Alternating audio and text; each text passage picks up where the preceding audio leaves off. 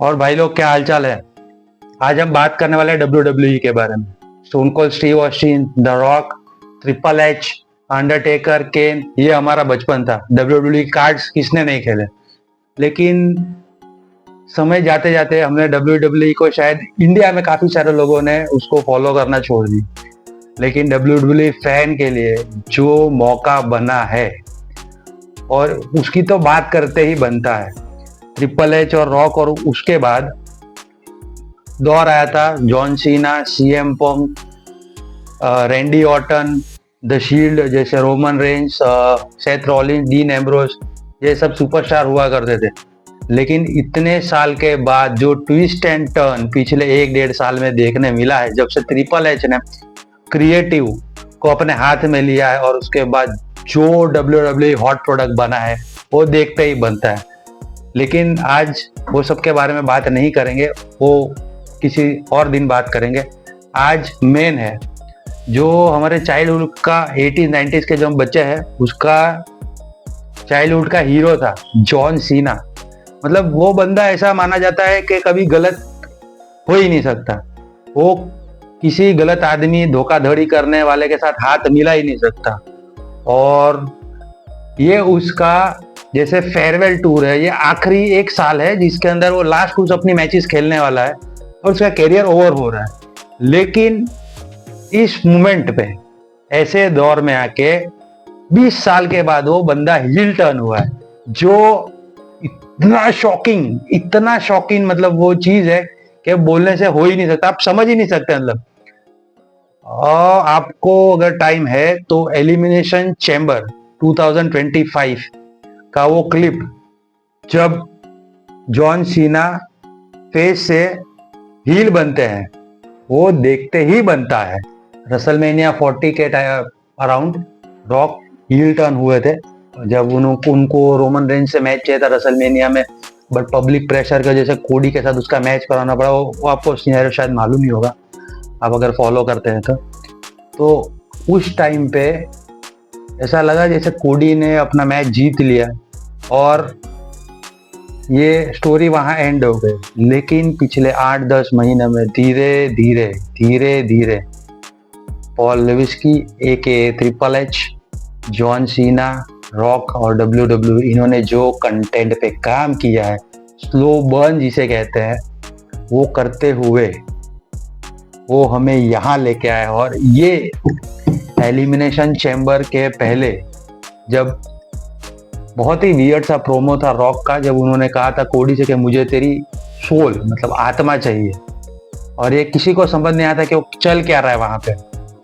लोगों को था कि कोडी बेबी फेस से हील टर्न हो जाएंगे, लेकिन एलिमिनेशन चैम्बर में किसी ने सोचा नहीं था कि जॉन सीना हील टर्न होंगे। मतलब ये 80s 90s के बच्चों के तो समझ के परे वाली बात है।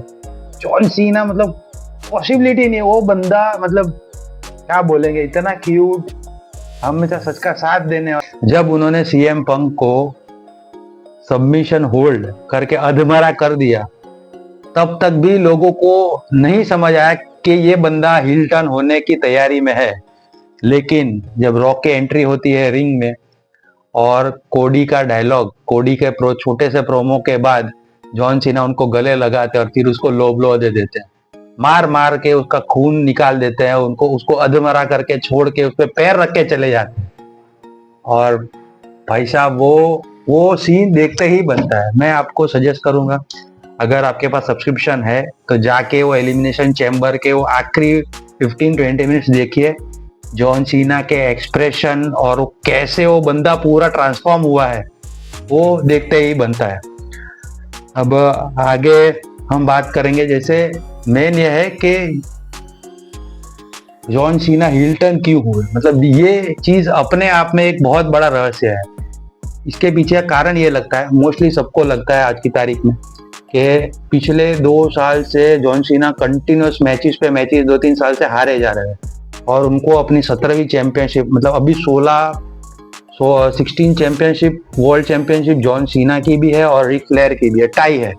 और अगर जॉन सीना 17वीं चैंपियनशिप जीत लेते हैं तो वो WWE में अमर हो जाएंगे। रिटायर तो हो रहे हैं, लेकिन वो अपना नाम एक ऐसे दर्जे पे लेके जाएंगे, बेस्ट ऑफ द बेस्ट बन जाएंगे।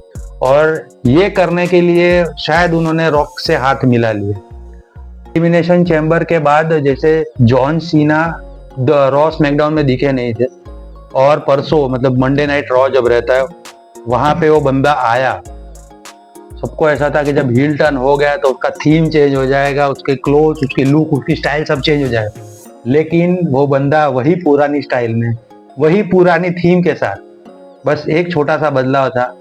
आपने अगर उसका कभी भी एंट्रेंस देखा हो जॉन सीना का, तो भागते हुए अपने रिंग में जाते हैं। इस बार धीरे धीरे चलते, सब जो गालियां दे रहे थे, उसको बू कर रहे थे, वो पूरा अपने अंदर सोख सोख के वो बंदा रिंग में गया।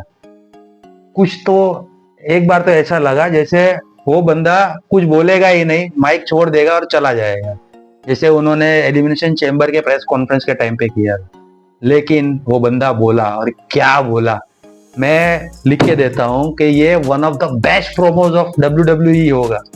एक था स्कॉट स्टाइनर का मैक्स प्रोमो, एक था CM पंक का पाइप बॉम्ब, और एक ये जॉन सीना का। इसमें उन्होंने कुछ रिवील नहीं किया, क्यों रॉक के साथ अलाइन हो गए, क्या हुआ, कुछ नहीं।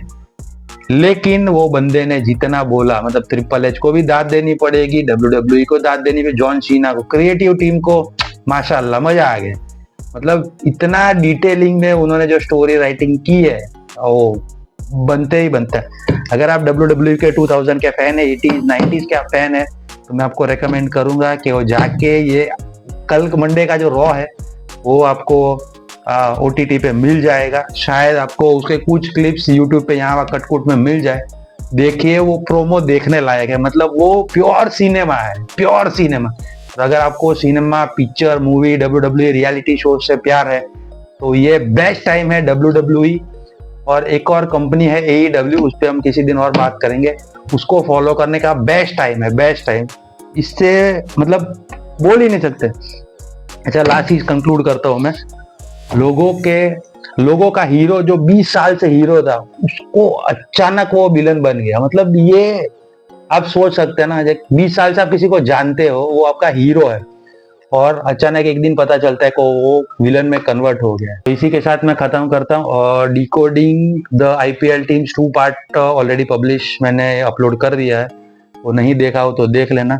और ये जॉन सीना और WWE पे हम आगे भी चर्चा चालू रखेंगे। AEW पे भी मैं आपको कुछ मेरे व्यूज आपको आगे के वीडियोस में दूंगा। और IPL के भी 8 टीम और बाकी है, जैसे 22 तारीख को ये स्टार्ट हो रहा है IPL, आज ऑलरेडी 19th हो गई है।